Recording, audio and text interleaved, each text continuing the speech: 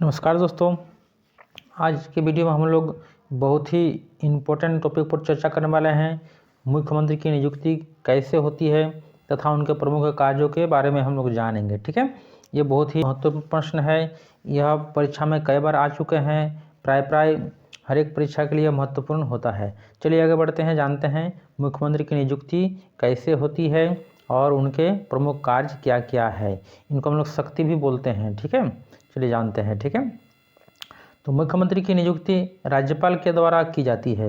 इस क्षेत्र में राज्यपाल को ज़्यादा विवेकीय शक्ति प्राप्त नहीं है, क्योंकि चुनाव के बाद विधानसभा में जिस दल को बहुमत मिलता है उसे दल के नेता को उसे मुख्यमंत्री पद की शपथ दिलानी पड़ती है।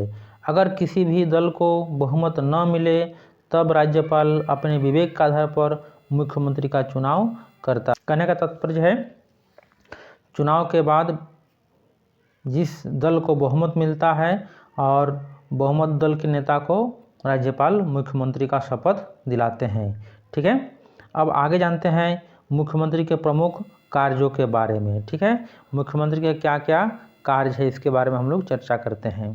ठीक है, तो सबसे पहला जो कार्य है मंत्रिमंडल का निर्माण करना, यानी मुख्यमंत्री की नियुक्ति के पश्चात तुरंत जो सबसे पहला कार्य है मंत्रिमंडल का निर्माण करना, यानी मंत्रिपरिषद के लिए वो लिस्ट बनाते हैं, है ना, और उसे राज्यपाल को सौंपता है।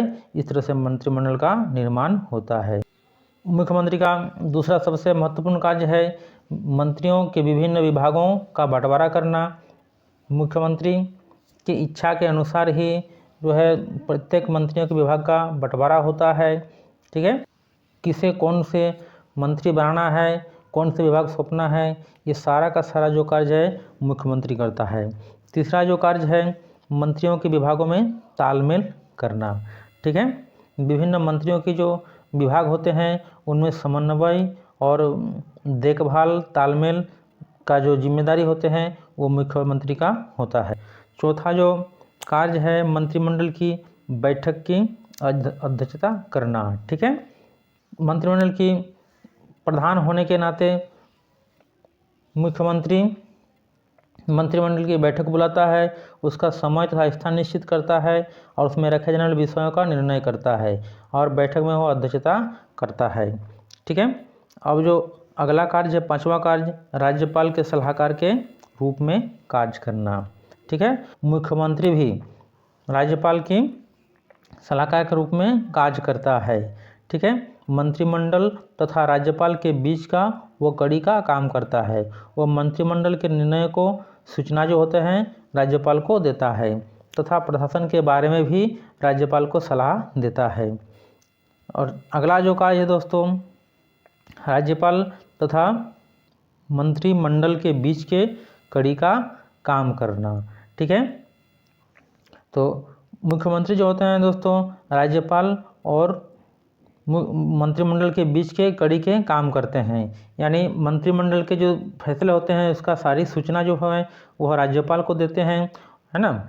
अब अगला जो कार्य है राज्यपाल तथा विधानसभा के कड़ी के रूप में कार्य करना, है ना, यानी मुख्यमंत्री जो है राज्यपाल तथा विधानसभा के बीच के कड़ी की कार्य करता है। मुख्यमंत्री का अगला कार्य है महत्वपूर्ण नियुक्तियां करना। ठीक है, ये बहुत ही इम्पोर्टेंट कार्य होता है। राज्य में जो भी नियुक्तियां होते हैं वह मुख्यमंत्री के द्वारा होते हैं। ठीक, अगला जो कार्य है महत्वपूर्ण कार्य सदन के नेता के रूप में कार्य करना।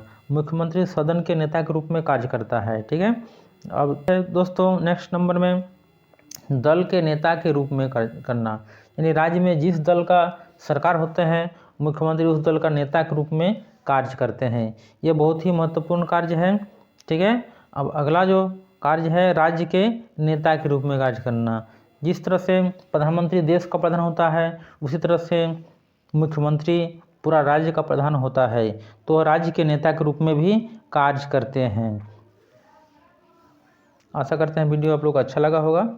जय हिंद।